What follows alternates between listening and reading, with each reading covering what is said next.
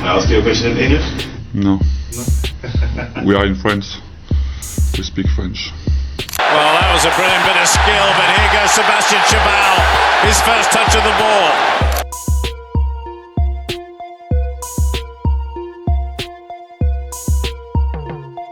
Oh, Chabal, he wanted it in the open. Chabal la soltó, es crema. There is a moment from the 2007 Rugby World Cup that summarized everything Sebastien Chabal was and everything opponents felt when they saw him coming. France versus Namibia. Chabal off the bench, as he usually was in those years, introduced as a weapon, a specific instrument of chaos deployed when the game needed to change. He received the ball in open play, fixed his eyes on the nearest Namibian defender, and ran through him the way a car runs through a cardboard box. Then he fixed his eyes on the next one. By the time he crossed for the try, the stadium in Paris was producing a noise that French crowds had developed specifically for this man. A deep, guttural, extended Chabal that thousands of voices produced simultaneously in a register usually reserved for things that inspire genuine awe. Dans l'embut namibien, et c'est de Sebastien Chabal. He was 6 feet 3 inches tall. He weighed 253 pounds.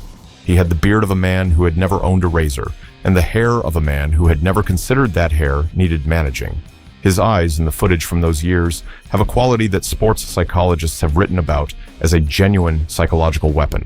A flat, direct, entirely unreadable stare that communicated something specific to the people in the path of what was coming. It communicated that whatever calculation you were running in your head about the cost-benefit of making this tackle, the calculation was going to come out wrong. Rugby players were afraid of Sebastien Chabal, not metaphorically afraid in the specific, involuntary, pre-conscious way that the human nervous system responds to a threat stimulus it cannot resolve. This is the full story of why. I ask you a question in English? No. We are in France. The factory worker from Valence, the beginning of the Chabal story, is the part that nobody expected when they watched the footage, because nothing about his origin suggested what was coming.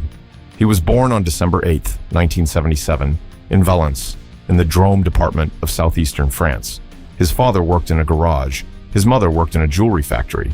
It was a working-class household in a provincial French city, the kind of background that produces either people who spend their lives in the same city or people who find something that carries them somewhere else entirely.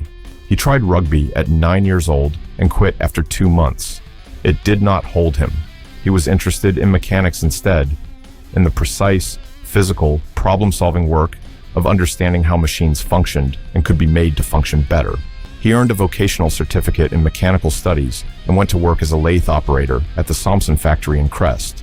He was turning metal parts for a living while playing amateur rugby on weekends for the club at Beauvalon, a small town a few kilometers from Valence. He returned to rugby seriously at 16, following 2 friends to the Beauvalon club. By the time he was 18, people who watched him play were using language that did not fit what they were used to saying about amateur club rugby in the Drôme. He joined Valence Sportif and then, in 1998, CS Bourgoin-Jallieu, one of the more established clubs in the French professional structure, a club that had produced several French internationals and that competed in the top division of French rugby. He was 20 years old, a former factory worker who had been playing serious rugby for 4 years, and he was already something that the players who encountered him in training had not encountered before. The specific quality that distinguished Chabal from other large, physical forwards was not his size alone.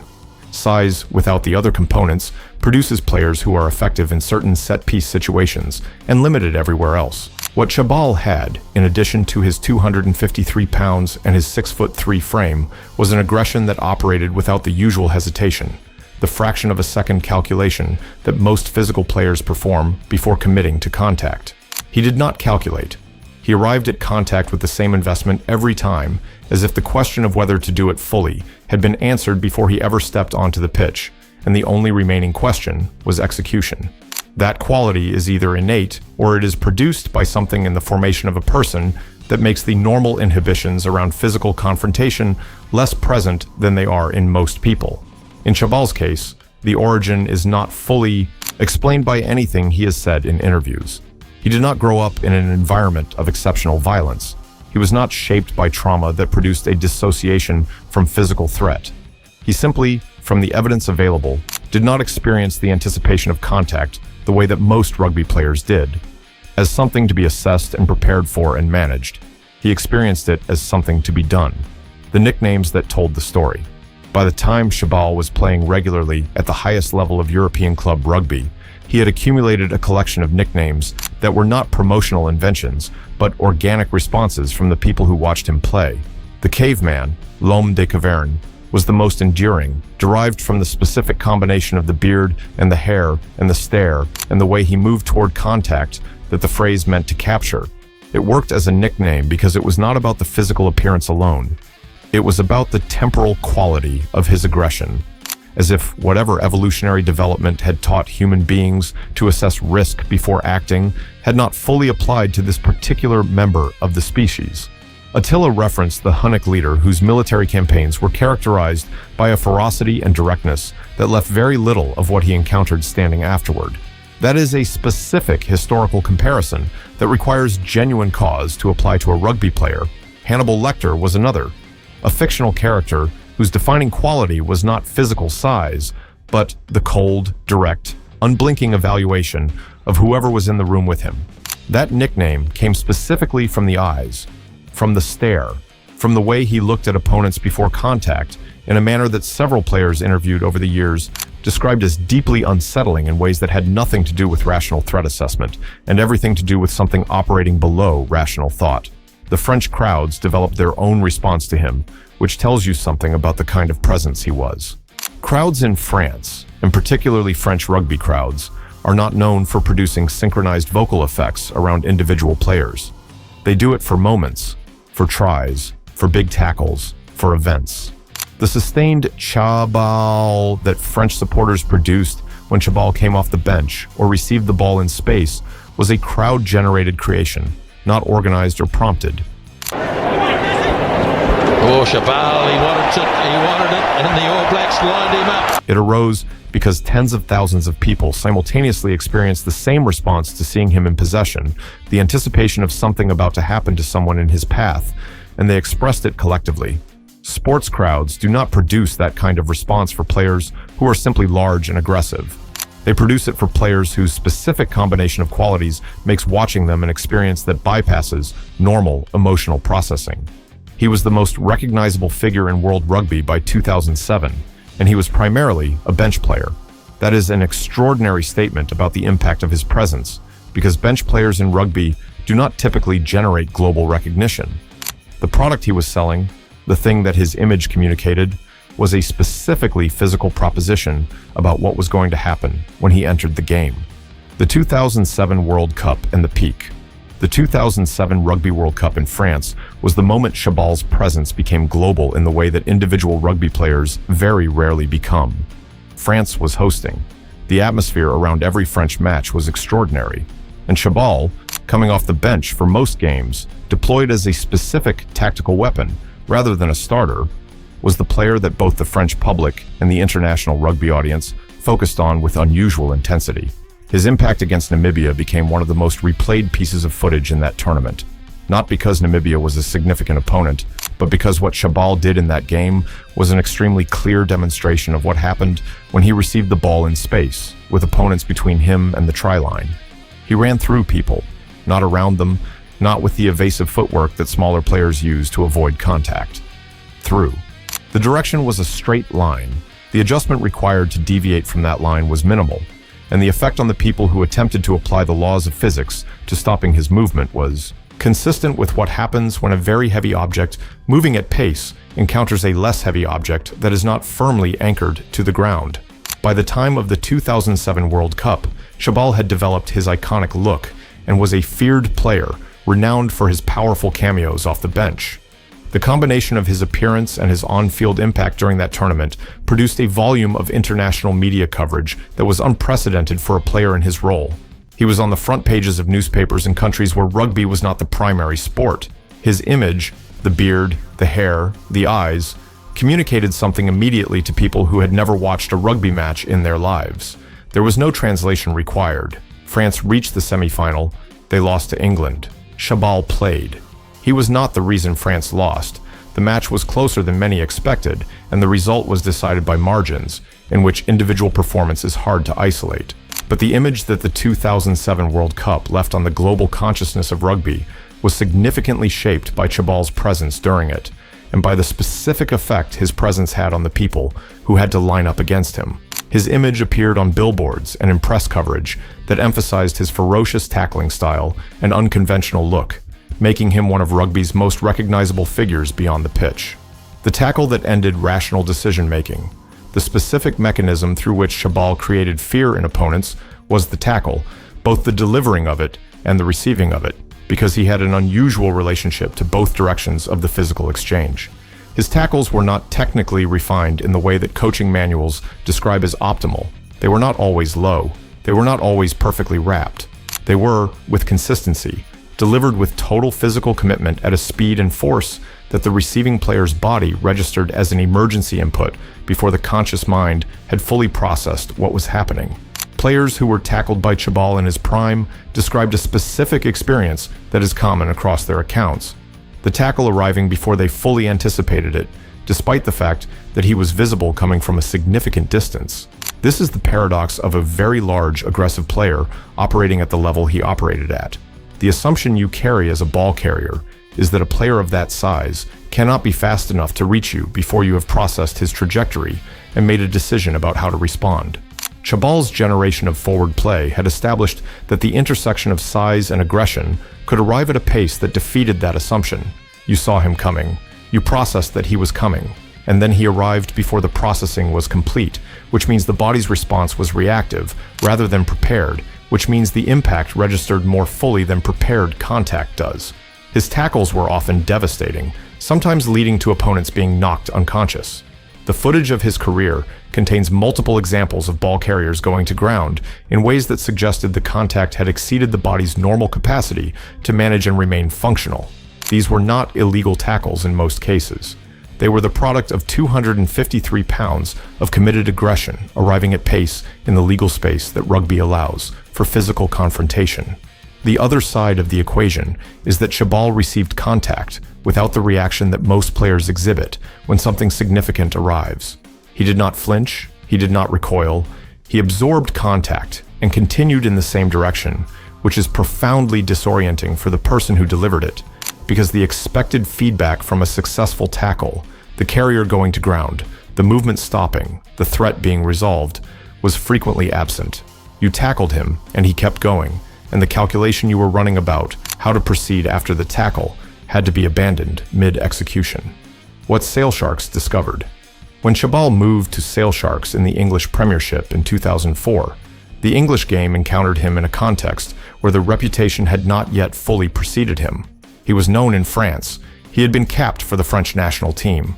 But the English club game in 2004 operated with some distance from what was happening at Bourgoin, and what Saleh discovered, when he arrived, was something that the club then used as a competitive advantage for 5 years.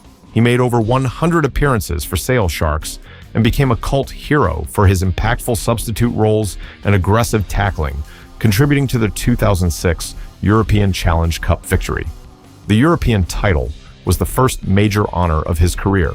He played it the way he played everything, with a physical commitment that was not affected by the stage or the opponent, because the calculation about commitment had been made before the game began. His impact on the English club game was significant enough that players from that era have described the specific preparation their clubs undertook before facing Sale, not primarily tactical, but psychological. How do you prepare your players for contact with someone who does not respond to contact the way that contact is supposed to work? How do you brief the man who will carry the ball into the channel where Chabal is standing about what is going to happen when they arrive? The honest answer from several English Premiership coaches of the period is that you do not fully prepare for it. You tell your player it is coming, and you hope the preparation is sufficient. Frequently, it was not. The Chabal mania.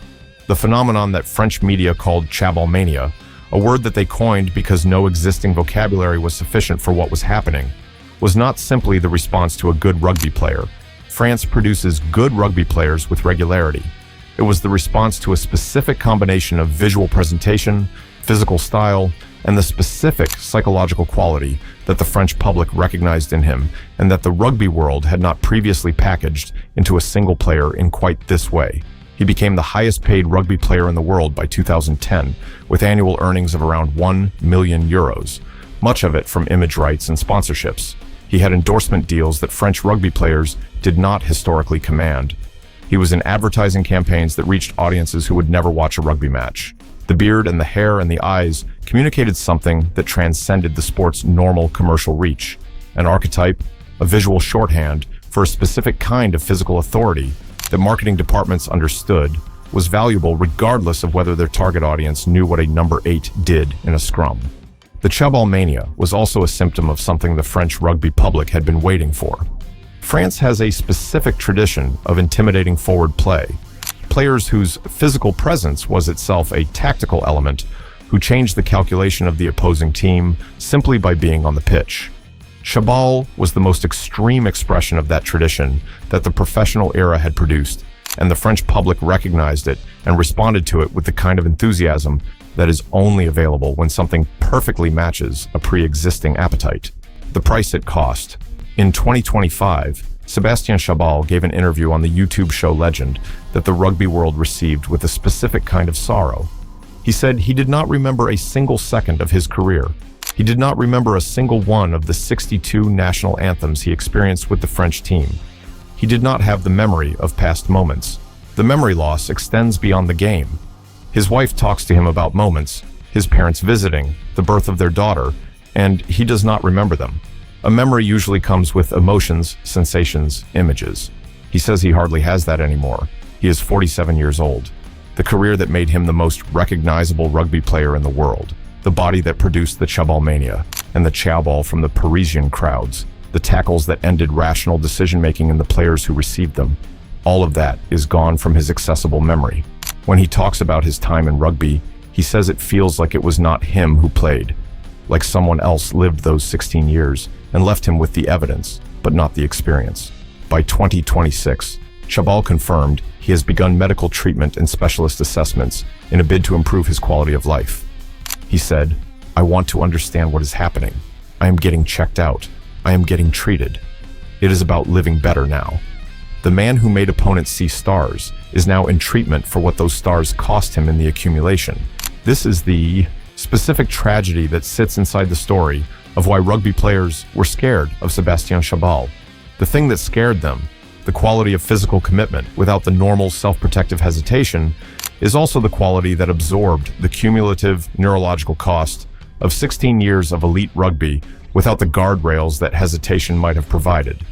He delivered the tackles that put people on the ground. He received contact that would have redirected most players, and he kept moving. He won the European title and the Six Nations Grand Slam and 62 caps for France and the Chabal mania and the billboards and the €1 million a year. He does not remember any of it. Rugby players were scared of Sebastien Chabal because they could feel, when they lined up against him, that the cost-benefit calculation that protected most human beings in violent physical environments had been suspended in this specific man. He was going to do what he was going to do regardless of what it cost him. That quality produced everything he became. It also produced the man in 2025 who does not remember his daughter's birth and is starting treatment at 47 to try to live better now, the caveman. The most feared man in world rugby for a decade, and the price that the fear was always built on.